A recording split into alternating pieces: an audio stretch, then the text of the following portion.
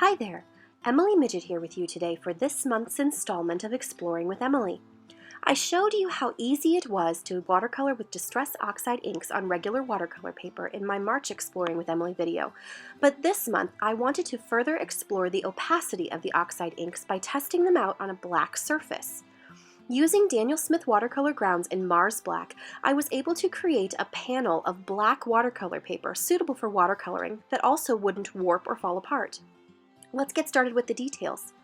For today's project, I am using the new Essentials by Ellen Mondo Wildflower Bouquet stamp set, Daniel Smith Mars Black watercolor grounds, Hero Arts Unicorn White pigment ink, and many shades of the Distress Oxide Reinkers. I found that the lighter shades of the Oxide Reinkers work best on this dark background, but I think this technique would work well for almost all of the colors in the Oxide line. Daniel Smith watercolor grounds can be used to make many different surfaces into a suitable canvas for watercoloring. You basically paint them onto your surface. In this case, I used Arches cold press watercolor paper. Allow them to dry, and then you have a surface that will withstand your watercoloring technique. The label says that they can be used on a variety of surfaces, including canvas, paper, plaster, hardboard, and a variety of non-absorbent surfaces like glass, plastic, and metal. They come in a variety of colors, but I was so intrigued by the idea of using them with the Oxide Reinkers that I couldn't wait to test out the surface, the black, to create my black watercolor surface. After allowing my newly painted black watercolor paper to dry sufficiently, I stamped the gorgeous new Mondo Wildflower Bouquet in the corner of my A2 panel using Hero Arts Unicorn White pigment ink. This is my go-to for no-line coloring, and it worked perfectly for today's project. I viewed the technique with these opaque colors to be almost watercoloring backwards.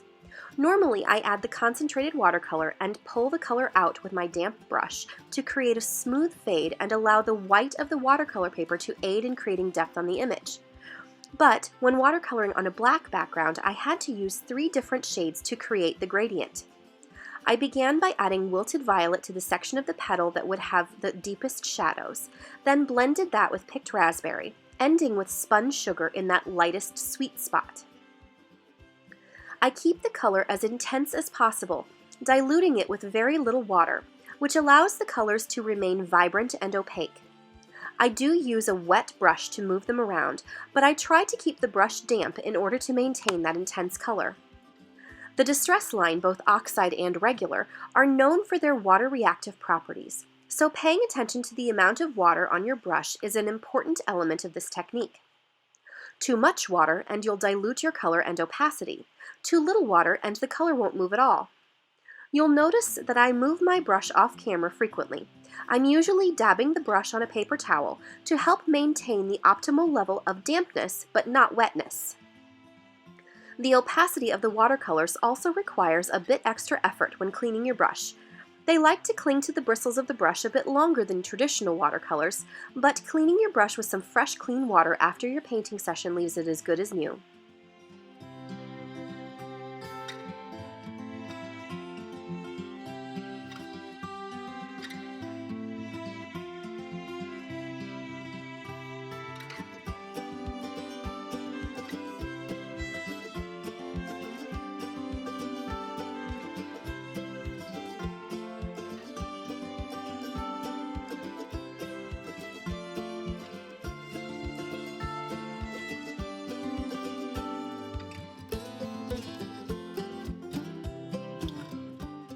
As with all no-line watercoloring, you have to keep the wet sections separate until they dry.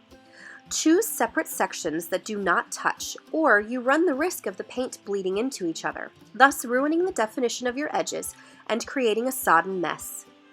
These opaque colors do take a bit of time to dry, so allow plenty of time between watercoloring each section. You can also use a heat tool to help speed up the drying process if you're in a hurry as well.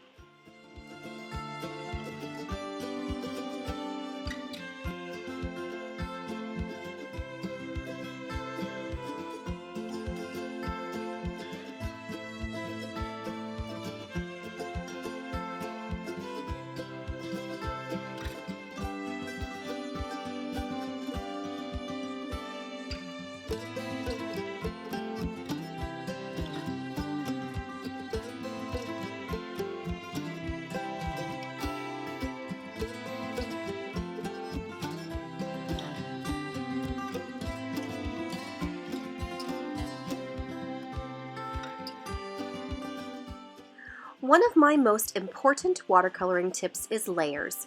Layers of color will help you achieve more depth and definition, and this rule still applies with this technique. After the initial layer had dried, I used the same technique to add a second layer of color, which helps to intensify the color itself on the black cardstock, while also helping to sharpen any edges that might have blurred in the watercoloring process. Contrast between the dark shadows and the light edges are what creates depth, so cleaning up those edges with the lighter colors and adding a bit more of the darker color to the shadowed sections help to enhance your contrast and create more depth.